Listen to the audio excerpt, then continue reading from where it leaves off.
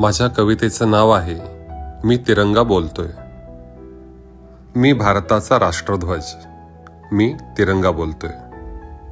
संदेश माझा तू आज मनापासून ऐकून घे.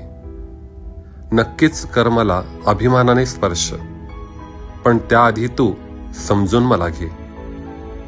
तुझ्या निर्मळ प्रेमळ हातांचा स्पर्श करत समता बंधुतेने भरलेल्या हृदयाजवळ मला घे. मग गौरवाने आदराने माथ्यास मज लावताना आमरण सच्चा देशभक्तीची शपथ आता तू घे. मग होशील तू भावविभोर पाहून मला पाहताना आधी इतिहास माझा जाणून घे. स्वातंत्र्याचा महोत्सव करताना साजरा रंगासह 3 त्या अशोक चक्रही ते हृदयात तुझ्या साठवून घे. निस्वार्थ त्याग बलिदानाने करोडोंच्या अवतरला केशरी, होऊन अंतर्मुख तो रोम रोमात भिनवून घे. प्रेम शांती विश्वास देण्यास अवतरला पांढरा, रंगाने त्या तन मन तुझे सहर्ष रंगून घे.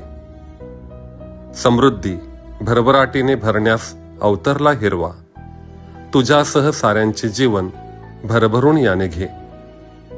कर प्रगती निरंतर अशोक चक्र ते सांगे, विश्व कल्याणाचा मंत्र हा मनी नित्य रुजवून घे.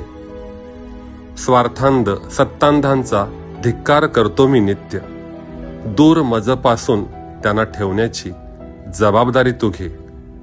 सदाचारी निष्पाप सेवाव्रतींचा अभिमान मला नित्य, तेच स्पर्श करतील मला अशी खबरदारी तू घे.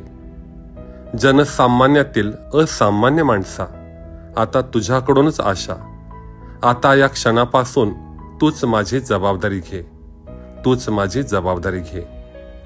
माणसा माणसास जोडून माणुसकीने आता तू अवघा भारत जोडण्याचे व्रत मंगल क्षणी या घे. धन्यवाद.